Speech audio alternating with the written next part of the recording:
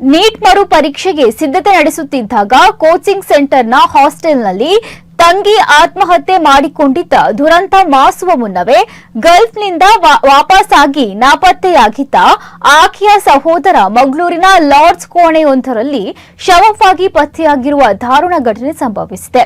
ಕೇರಳದ ಬೇಕಲ್ನ ಪಳ್ಳಿಕರಂ ಮುಕುಡ್ ನಿವಾಸಿ ಮಹೇಶ್ ಅವರ ಪುತ್ರ ಅರ್ಜುನ್ ಮಹೇಶ್ ಮೃತ ದುರ್ದೈವಿಯಾಗಿದ್ದಾರೆ. ಕಳೆದ ಜೂನ್ ತಿಂಗಳಲ್ಲಿ ತರಬೇತಿ ಕೇಂದ್ರದ ಹಾಸ್ಟೆಲ್ನಲ್ಲಿ ಅರ್ಜುನ್ ಅವರ ತಂಗಿ ಐಜಾ ಆರ್ ಮಹೇಶ್ ನೇಣು ಬಿಗಿದುಕೊಂಡು ಆತ್ಮಹತ್ಯೆ ಮಾಡಿಕೊಂಡಿದ್ದರು. ನೀಟ್ ಪ್ರಶ್ನೆ ಪತ್ರಿಕೆ ಸೋರಿಕೆ ಗೊಂದಲದ ಬಳಿಕ ಮರು ಪರೀಕ್ಷೆಗೆ ಸಿದ್ಧತೆ ನಡೆಸುತ್ತಿದ್ದ ಐಜಾ ತೀವ್ರ ಮಾನಸಿಕ ಒತ್ತಡದಿಂದ ಈ ಹಂತಕ್ಕೆ ತಲುಪಿದ್ದರು ಎನ್ನಲಾಗಿತ್ತು. ತಂಗಿಯ ಮರಣದ ಸುದ್ದಿ ತಿಳಿದು ಗಲ್ಫ್ನಿಂದ ಮನೆಗೆ ಬಂದಿದ್ದ ಅರ್ಜುನ್ ಬಳಿಕ ಮತ್ತೆ ಉದ್ಯೋಗಕ್ಕೆ ತೆರಳಿದ್ದರು. ಭಾನುವಾರ ಗಲ್ಫ್ನಿಂದ ವಿಮಾನದ ಮೂಲಕ ಮಂಗಳೂರಿಗೆ ಬಂದಿಳಿದ ಅರ್ಜುನ್ ಮನೆಗೆ ವಾಪಸ್ಸಾಗುತ್ತಿರುವುದಾಗಿ ಸ್ನೇಹಿತರಿಗೆ ತಿಳಿಸಿದ್ದರು. ಭಾನುವಾರ ಮಧ್ಯಾಹ್ನ ತಾಯಿಗೂ ಕರೆ ಮಾಡಿದ್ದರು. ಮನೆಗೆ ಬರುವ ವಿಚಾರ ತಿಳಿಸಿರಲಿಲ್ಲ.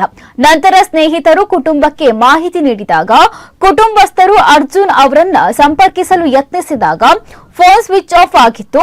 ಆತಂಕಗೊಂಡ ಕುಟುಂಬಸ್ಥರು ಮಂಗಳೂರಿಗೆ ಆಗಮಿಸಿ ಹುಡುಕಾಟ ನಡೆಸಿದ್ರೂ ಆತ ಪತ್ತೆಯಾಗಿರಲಿಲ್ಲ. ಬಸ್ಪೆ ಪೊಲೀಸ್ ಠಾಣಾ ವ್ಯಾಪ್ತಿಯ ಮರವೂರಿನಲ್ಲಿರುವ ಲಾಡ್ಜ್ ಕೋಣೆಯೊಂದರಲ್ಲಿ ಅರ್ಜುನ್ ನೇಣು ಬಿಗಿದ ಸ್ಥಿತಿಯಲ್ಲಿ ಶವವಾಗಿ ಪತ್ತೆಯಾಗಿದ್ದಾರೆ. ವಿಷಯ ತಿಳಿಯುತ್ತಿದ್ದಂತೆಯೇ ಬಸ್ಪೆ ಪೊಲೀಸರು ಸ್ಥಳಕ್ಕೆ ಭೇಟಿ ನೀಡಿ ಪರಿಶೀಲನೆ ನಡೆಸಿದ್ದು ಮೃತದೇಹವನ್ನ ಮರಣೋತ್ತರ ಪರೀಕ್ಷೆಗೆ ರವಾನಿಸಲಾಗಿದೆ. ಒಂದೇ ಕುಟುಂಬದ ಇಬ್ಬರು ಯುವ ಮಕ್ಕಳು ಸಾಲು ಸಾಲಾಗಿ ಮೃತಪಟ್ಟಿರುವುದು ಕುಟುಂಬಸ್ಥರ ಹಾಗೂ ಸ್ಥಳೀಯರನ್ನ ತೀವ್ರ ಶೋಕ ಸಾಗರದಲ್ಲಿ ಮುಳುಗಿಸಿದೆ.